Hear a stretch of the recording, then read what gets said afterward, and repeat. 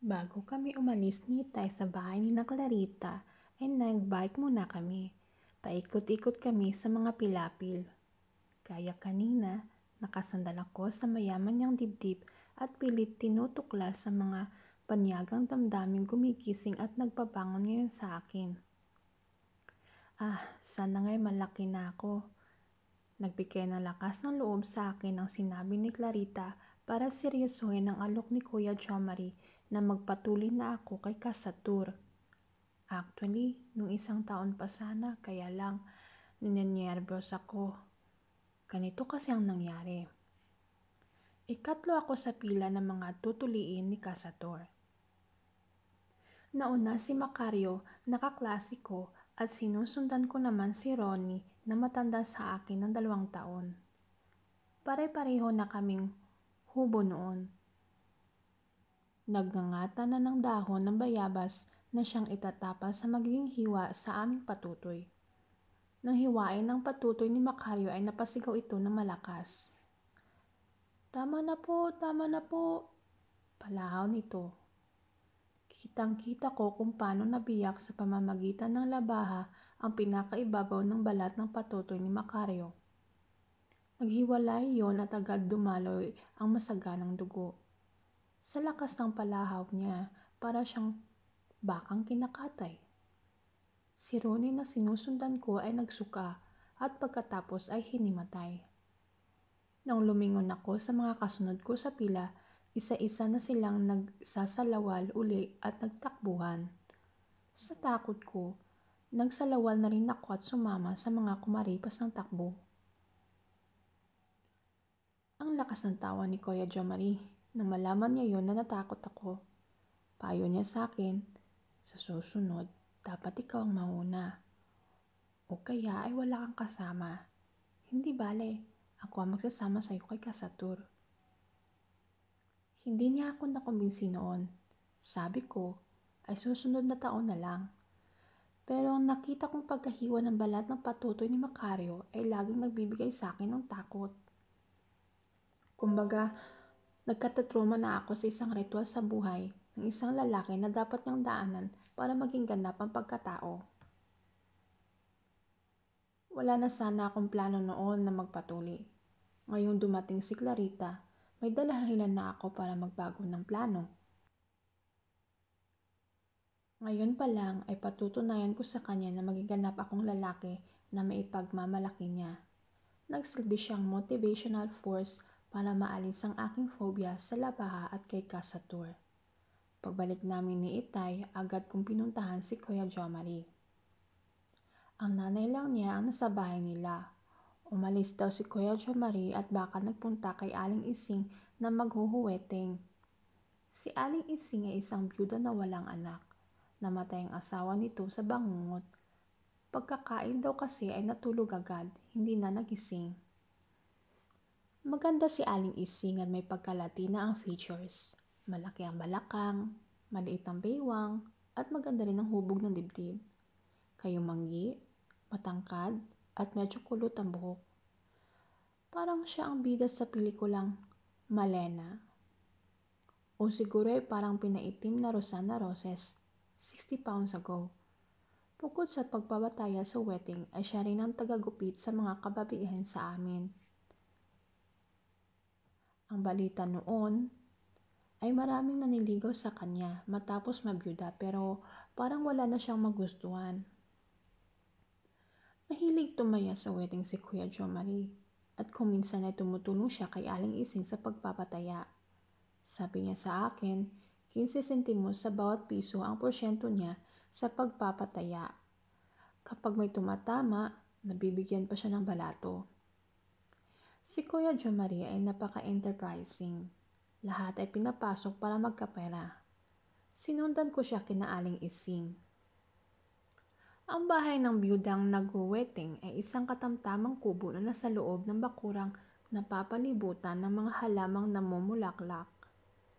Isa raw yon sa sekreto, sabi ng mga kalalakihan sa amin ng biyuda kung bakit ito laging mabango. Ang alam ko, kung minsan ay may mga namamakyaw ng kanyang mga bulaklak para gawing pabango. Nabibigyan siguro siya ng libreng pangwisik pagkatapos maligo. Pero totoo nga mabango si Aling Ising. Pag nagpupunta siya sa amin, malayo pa lang ay nalalanghap ko na ang amoy niya. May nakabantay na malaking aso sa pinakatarangkahan ni Aling Ising. Matapang yun at laging tumatahol. Mahilig ako sa aso at mula sa pagiging tuta ng asong yun ay nilalaro ko na kaya maamo sa akin. Ako lang yata ang hindi yun tinatahulan. Nang matanaw ako ng aso ay agad kumawag ang buntot at nahiga matapos kong kuskusin ang leeg. Dumiretso na ako sa may kubo na sa bandang loob ng bakuran at natatabingan ng malalagong bougainvillea. Nakita kong tsinelas ni Kuya Jomari sa ibaba ng hagdan. Narito nga siya. Ewan kung bakit nawala ko sa kagandaang asal na tumawag muna bago umakyat sa hagdan. Dumiretso na agad ako. Ang bumulaga sa akin ang maliit na salas pero walang tao. Nasaan si Kuya Jomari? Bago pa ako nakapag-isip muli ay may narinig ako tilang mahihinang daing. Nanggagaling sa pinakakwarto ni Aling Ising. Kakaiba ang mahihinang daing na yun sa nagpamulag sa aking mga mata. Minsan pa akong nawala sa kagandaang asal at dahan-dahan akong lumapit sa pinakapinto ng kwarto na yari sa kawayan at may nakatabing na bordang taal na kurtina. Patuloy ang mga impit na daing kaya iningatan ko ang aking kilos. Hindi ako humihinga nang humanap ako ng siwang para sumilip sa loob. Nakakita ko ng butas at mula roon ay pinalagpas kong aking mga mata sa loob. At halos tumalsik sa sakit ang mga bola ng mata ko sa aking nakita. Kapwa hubot-hubad sina Kuya Jomari at Aling Ising. Alam niyo na marahil ang aking ibig sabihin. Nakahiga si Kuya Jomari, nakakapit sa byuda na nakaupo sa kanya at malikot na malikot ang katawan. Para silang nagpapaligsan sa kung ano. 3:00 na ng hapon noon. Ito pa lang kanyang version ng 3 o'clock habit. Maya-maya pa'y tila mamamatay si Aling Ising. Gayon din si Kuya Jomari. Sabay silang kapwa napadaing. Tila nang hina at ilang sandali pa'y tahimik na naghagikikan. Ipinasya kong umalis na roon. Nanginginig ang aking katawan sa nasaksihan. Dala marahil ng tensyon, nagkamali ako ng tungtong at may nasipa ako kung ano na lumikha ng ingay. Lata ng gatas na ginagawang tulusan ng kandila. Bago pa ako nakakilos muli, sumilip sina Kuya Jomari at Aling Ising mula sa kwarto. Takot ako noon na makita nila ko pero mas malaki ang takot na nakareheso sa kanilang mga mukha nang malaman na ako ang may likha ng ingay. Lalong-lalo na si Kuya Jomari. Siguro nga'y ang tao ay sadyang marupok sa tukso. Si Aling Ising ay bata pa. At sa ating kasaulukuyang lingwahe ngayon, ika nga ay may mga biological needs. Si Kuya Jomari naman ay nasa kapusukan. And when you're young, you do crazy things. Marami rin ang adventurous pagdating sa sexual escapades, lalo na kung lalaki. Marahil ay na-develop sila o mas tamang sabing natukso dahil sa madalas nilang pagkikita. Maganda si Aling Ising. At kumpara kay Madam Auring, ay totoong talagang may asim pa. Gwapo si Kuya Jomari. Walang biyudang malungkot na hindi magkaka-interes sa kanya. At nagsimula akong kabahan. Hindi kaya maging object of desire din ako ng mga magiging biyuda sa lugar namin kapag kasing edad ko na si Kuya Jomari? Posible. Diba kahit si Clarita na batang-bata pa ay nagkaka-interes na sa akin? Bata pa lang ako, may potensyal ng maging isang male chauvinist pig. Anyway, halata kong medyo nag-iba ng konti ang pakikitungo ni Kuya Jomari sa akin. Naging formal. Kinabukasan na uli kami nakita. Sinabi ko sa kanya na samahan ako kina Kasatur. Umuo agad siya. Siya pa ang nagbayad sa binili naming tuba at sigarilong Alhambra para sa albularyo. Nang gawin na ang ritual sa akin, tinakpan pa niya ang mga mata ko para wag daw akong matakot. Palibhasay, nag-iisa nga ako noon sa pagpapatuli ay walang naging hassle. Masakit pero nakaya ko naman. Para kay Clarita, para sa pinakamamahal kong si Clarita. Cheesy. Nang makauwi ako sa amin ay tuwang-tuwa ang inay at ang itay nang malamang binyagan na ako. Biniro pa ako ni itay. Napaagang pagbibinyag mo. May gusto ka siguro sa taga Maynila. Nagbiro rin ang inay. Aba, magandang bata yon. Masarap maging manugang. It was a relief knowing na tanggap pala ng pamilya ko si Clarita. Nagdatingan ng mga kalaro ko na nakabalita sa pagpapatuli ko. Hangang-hanga sa akin. Siyempre pa ay nagyabang na ako. Pinanood ko pa kako mismo nung hinihiwa ni Kasatur ang balat. Hindi rin kako masakit, mas masakit pa ang kurot ng aming teacher. Kung alam lang nilang muntik na rin akong hinimatay kanina gaya ni Macario. Indifferent pa rin si Kuya Jomari sa akin kahit nang magaling na ang sugat ng aking patutoy. Bihira ko na siyang makausap. Nung isang araw ay may dalang suman si Ibos na galing daw siya sa kabayanan.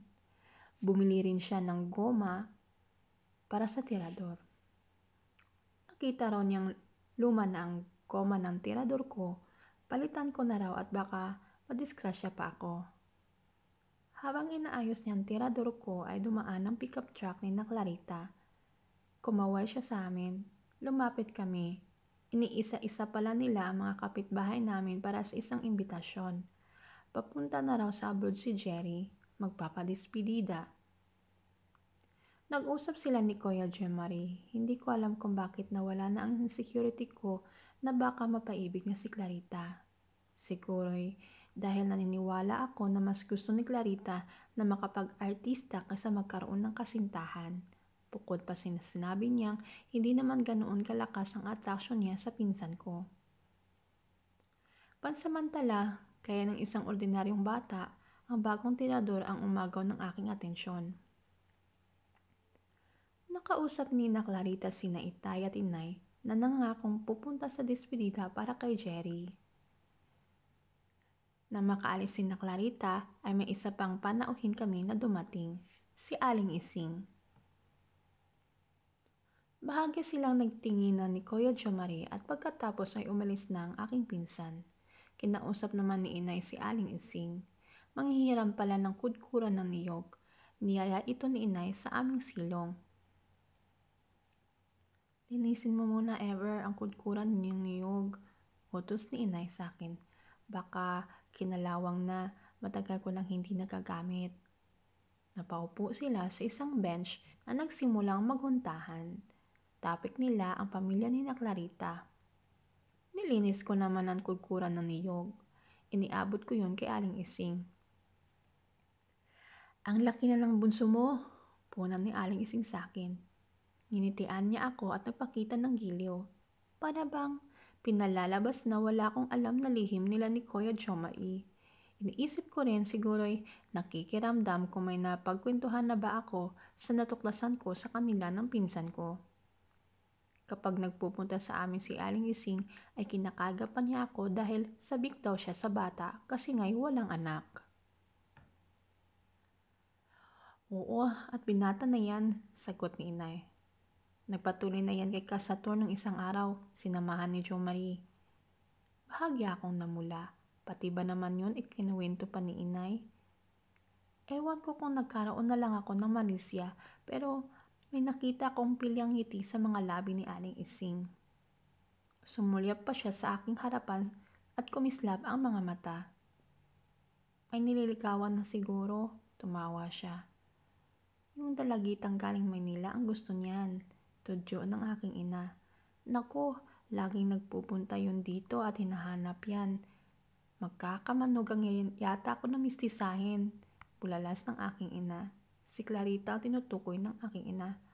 Aba, magandang bata yun. Susog naman ni Aling Ising at husto sa sukat. Mataas, maganda ang katawan. Balita ko nga'y nililigawan ni Jo Marie. Sabad pa ng aking ina. Sa narinig ay bahagyang natahimik si Aling Ising. Sa isip-isip ko siguro ay nagselos. Paano nga naman siya kung magkakagusto sina Kuya Jo Marie at Clarita? Hinawakan niya ako sa kamay. Kaya ng dati ay hinilan niya ako para maupo sa kanilang kandungan. Halika nga at makapaglambing. Ilang panahon pa hindi na kita mapapanggigilan dahil talagang pinata ka na. Niyakap niya ako na nasa kandungan na niya ako at hinagkan sa batok. May mali siya na nga talaga ako noon. Kahit may kunting sugat pa ang aking kakambal ay naramdaman kong lumaki. Iba na rin ang dating sa akin ay ang bango ni Aling Ising. Gayon din ang makulong sa kanyang kamay at mapadikit ng todo sa malulusog niyang dibdib. Naalala ko ang eksena nila ni Kuya Jo Marie na nakita ko, ang ginagawa niya sa pinsan ko, ang ekspresyon niya, ang hubad niyang katawan. Para akong nilagnat ng mahigpit 40 degrees Celsius. Tumayo ang aking ina para hipan ng kalan ng kanyang pinaglulutuan at nagdagdag ng panggatong. Naramdaman ko naman na pumasok ang kamay ni Aling Ising sa aking bulsa. Oops, huwag kayong magpanik. Mali ang iniisip nyo. May inilagay lang siyang kung ano sa bulsa ko at pagkatapos ay bumulong sa akin. Para sa'yo yan. Huwag kang magsusumbong sa nakita mo sa amin ni Jo Marie ha. Mahinang-mahina niyang anas. Pagbalik ng ina sa upuan, saglit pa silang naghuntahan at kapag ko ay nagpaalam na rin si Aling Ising, bitbit ang kudkuran ng niyog. Kumaway pa sa akin.